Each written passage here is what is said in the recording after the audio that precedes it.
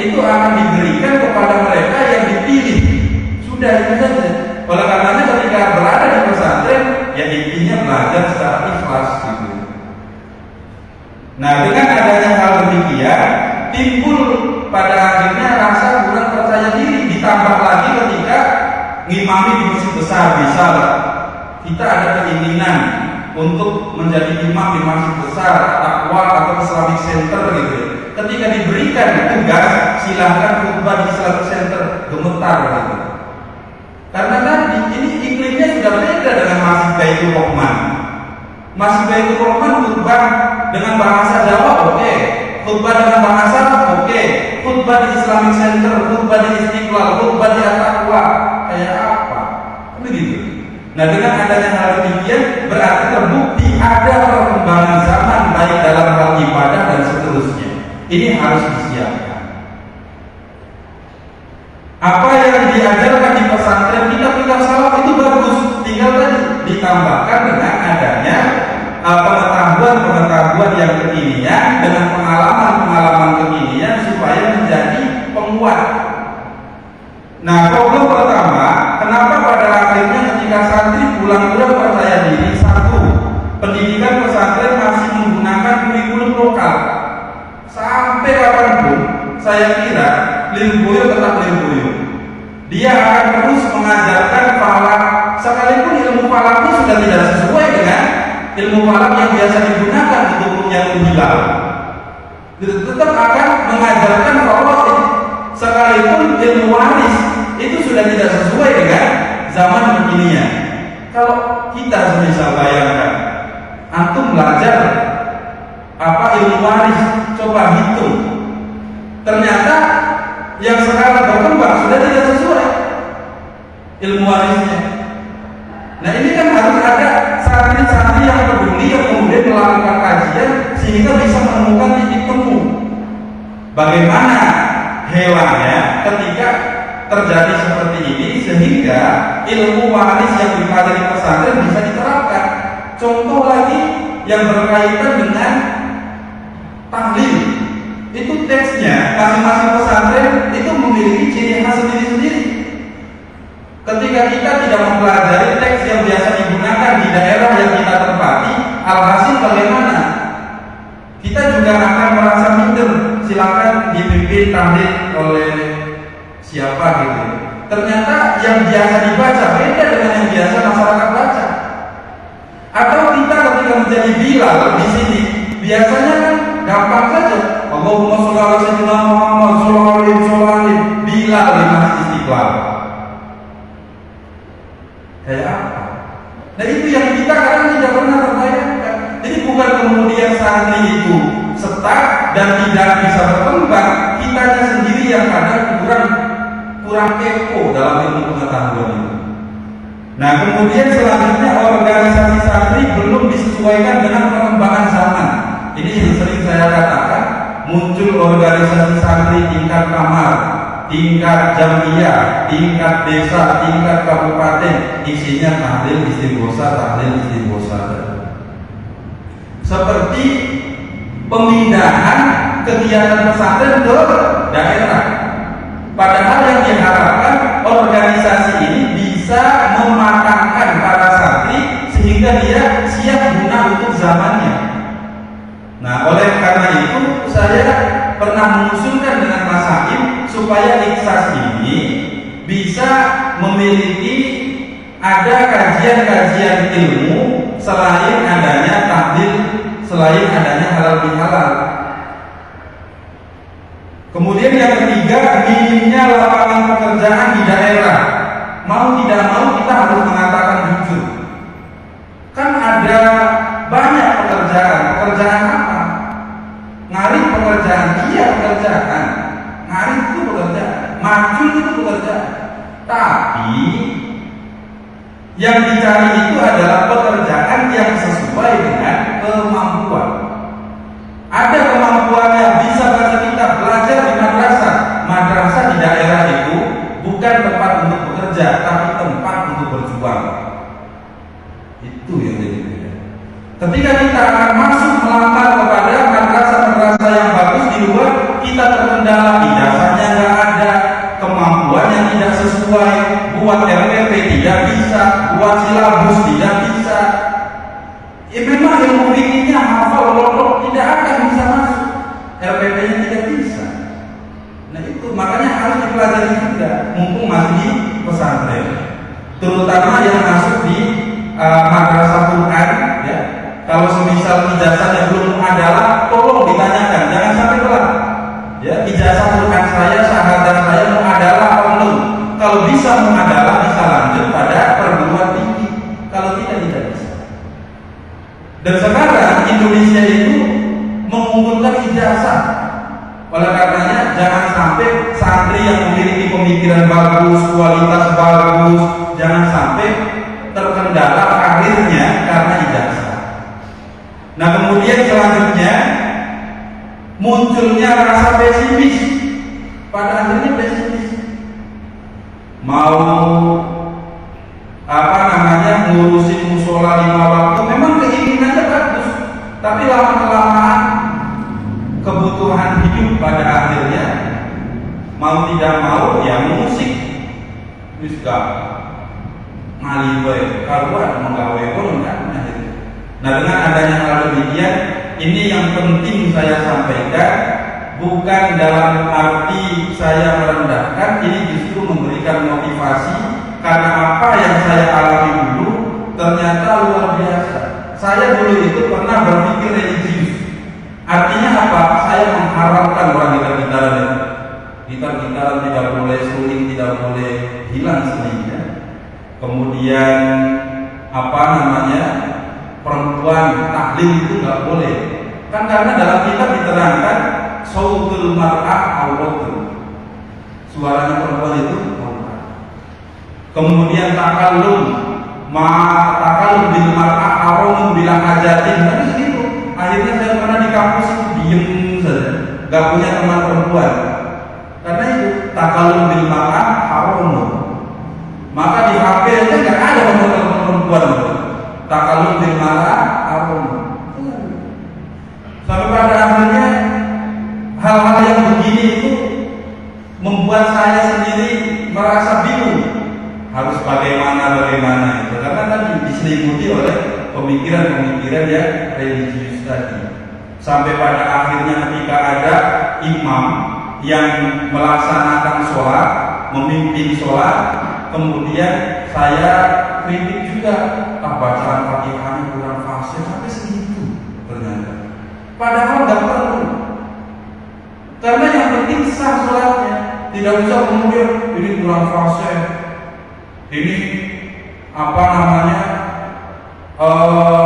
tumak linanya kurang panjang, nggak perlu kritik-kritik begitu. Tapi orang yang religius akan begitu.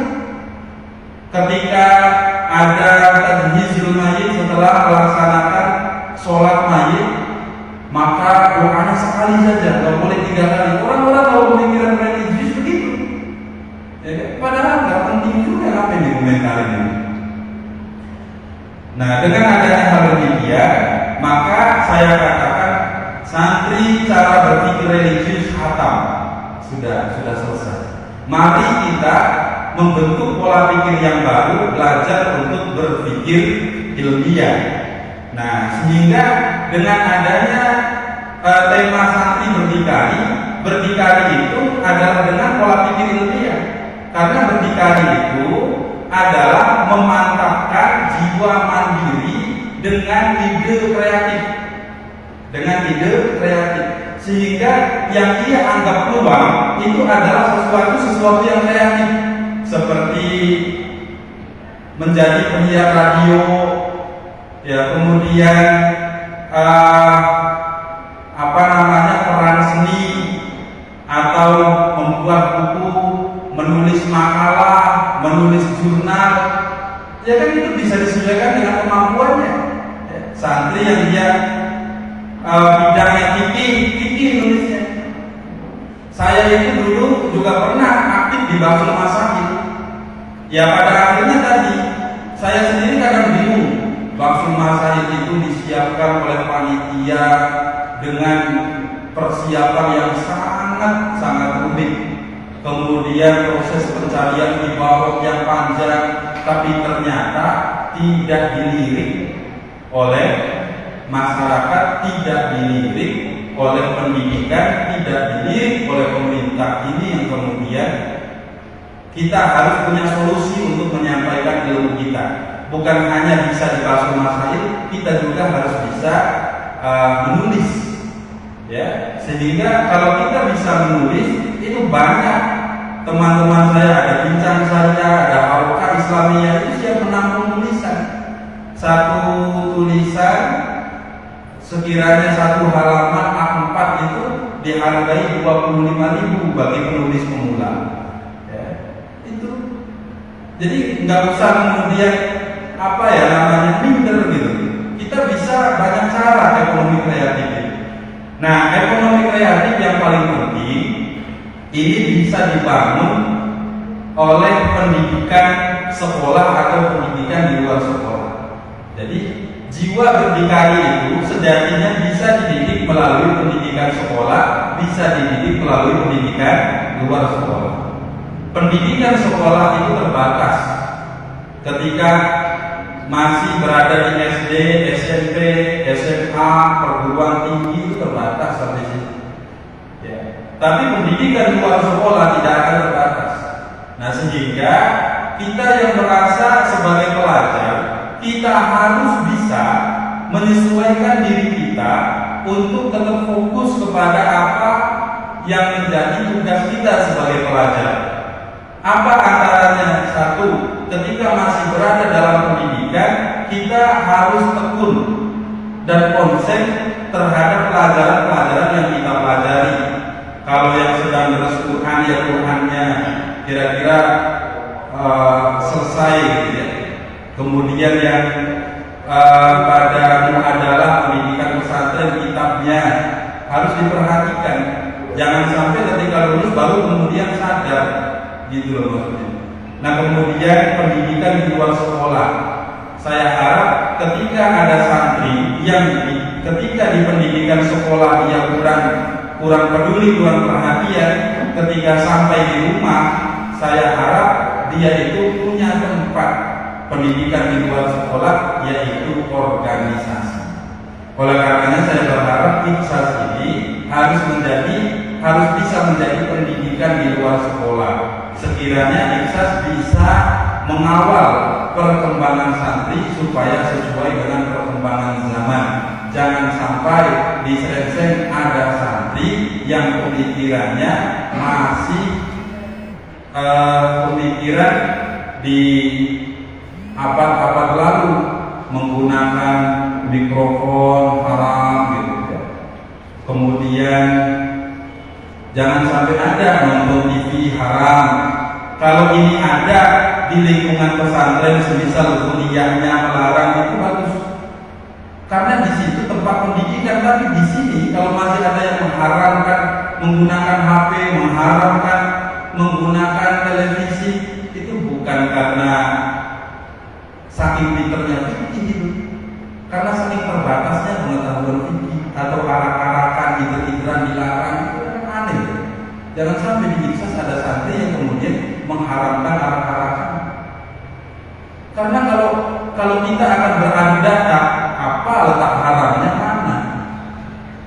Coba, apa letak haramnya mana ibaratnya? Karena saya dulu juga, alhamdulillah lama juga di LBM ini. Pada akhirnya saya mempelajari jawaban-jawabannya.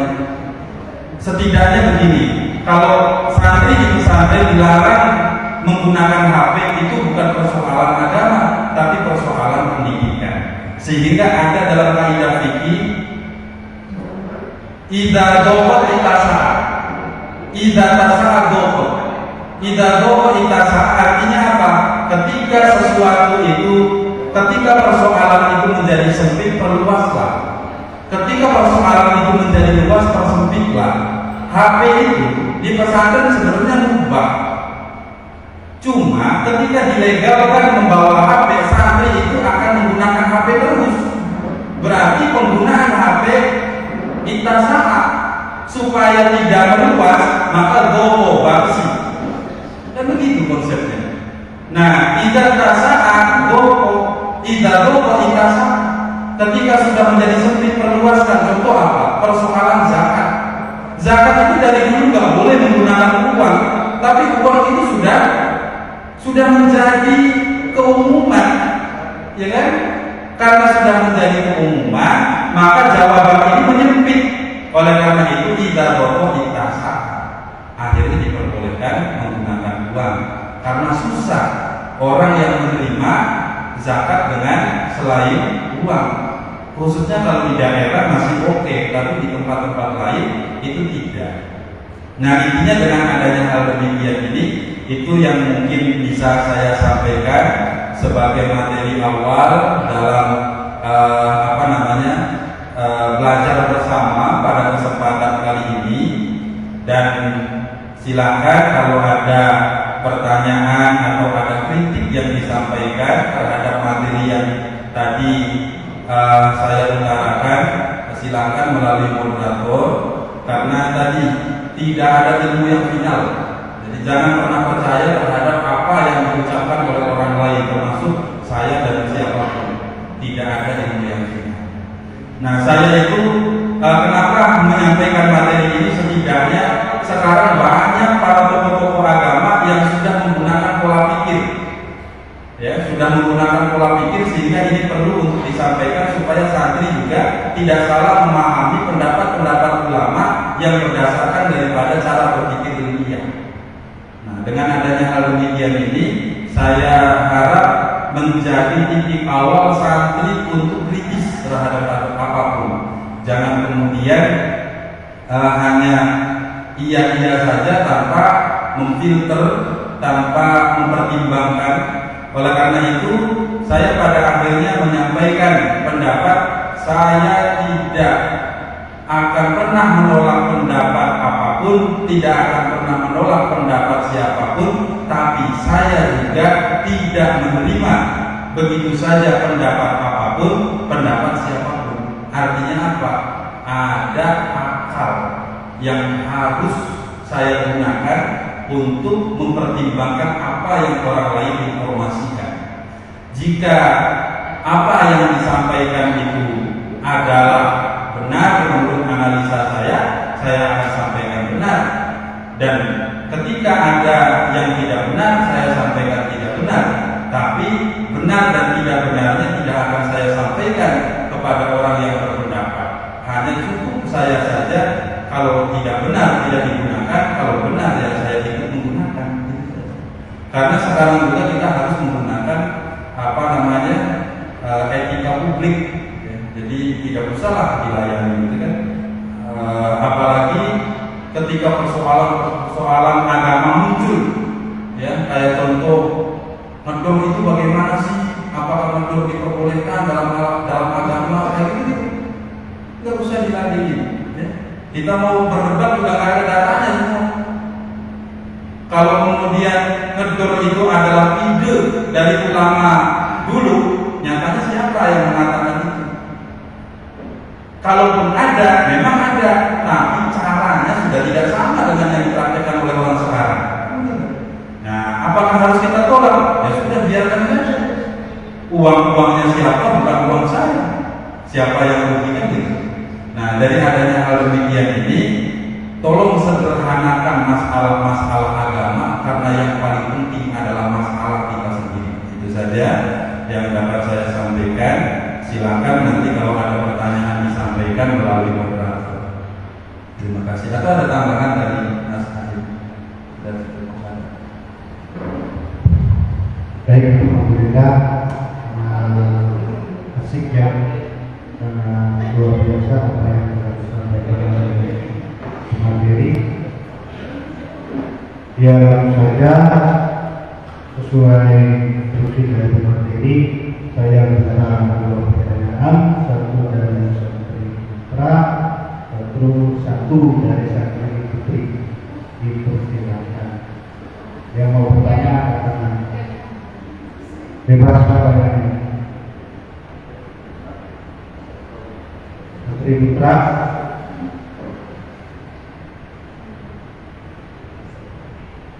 Mas Nurul, Mas Ustaz Kiai Syekh Fatih.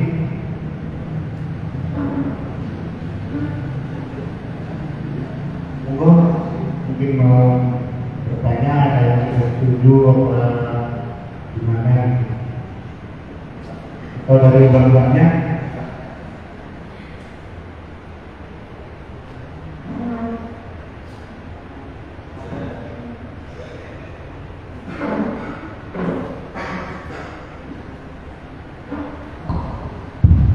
Dan kalau tidak ada, saya tambahkan sedikit, nanti bisa langsung selesai saja. Termasuk daripada pengamatan saya juga, coba kita perhatikan, tidak ada pendidikan terpadu di desa kita. Rata-rata di tempat-tempat lain ada SDIT, Sekolah Dasar Islam Terpadu. Dipadukan dengan apa? Bisa dengan Quran, bisa dipadukan dengan hadis, bisa dipadukan dengan ilmu nahwu sorof, bisa dipadukan dengan keterampilan, bisa dipadukan. Karena ada berpikir ilmiah, dan berpikir ilmiah itu akan menolak sesuatu yang sudah berlaku dan memunculkan sesuatu yang baru. Sehingga kalau kita perhatikan, konsepnya tiru-tiru, karena nggak ada yang kreatif juga. Ini bikin TK lagi, harusnya bisa berbeda. TK Quran. Itu. Nah, TK Quran yang punya adalah Ahlul Quran itu tambah bagus. Gak ada makanya. Ada lagi SMP terpadu, memadukan apa? Memadukan Quran, memadukan hadis, memadukan bahasa asing. Kita enggak ada. Dan kurikulumnya itu saja dari dulu itu. Tidak ada inovasi kurikulum. Kan sekarang ini harus menggunakan kurikulum K13 atau menggunakan kurikulum Merdeka. Ya, tapi kan kita juga boleh berinovasi. Karena dalam struktur kurikulum ada kurikulum wajib, ada kurikulum yang tidak wajib. Kurikulum tidak wajib itulah yang kemudian harus dibuat inovasi. Kemudian ketika mendirikan sekolah, KTSP-nya juga itu copy paste itu. Ini yang jadi masalah. Nah, oleh karenanya saya itu kadang bertanya, mana pendidikan di Srengseng ini yang ditopang oleh pemikiran ilmiah dalam pendidikan? Bukan kemudian saya itu merendahkan, bukan. Ini termasuk daripada ayo kita bangun gitu, cara berpikir ilmiah, karena ini nggak sepele. Ini nggak sepele, ini serius. Kalau ini dibiarkan saja, daerah kita akan tertinggal dalam bidang pendidikan khususnya. Contoh madrasah saja sudah kehabisan ide. Dunia awalnya sudah kehabisan ide. Pada akhirnya masyarakat Srengseng saja pada sekolahnya di Dukuh Jati. Kehabisan ide mau diapain lagi? Padahal dunia awalnya itu bisa diinovasi. Iya, diinovasi bisa, tapi dananya kurang. Sebelum dana, kreativitasnya dulu. Nah, kalau kreativitasnya sudah terbentuk, baru kemudian memikirkan dana. Kalau dana sekarang itu urusan belakang sebenarnya. Yang penting idenya dulu apa? Nah, dengan adanya hal demikian, ini harus menjadi pelajaran untuk kita semua. Kayak contoh, ketika kita belajar pidato, ceramah di pesantren, ketika di rumah apa yang akan kita lakukan?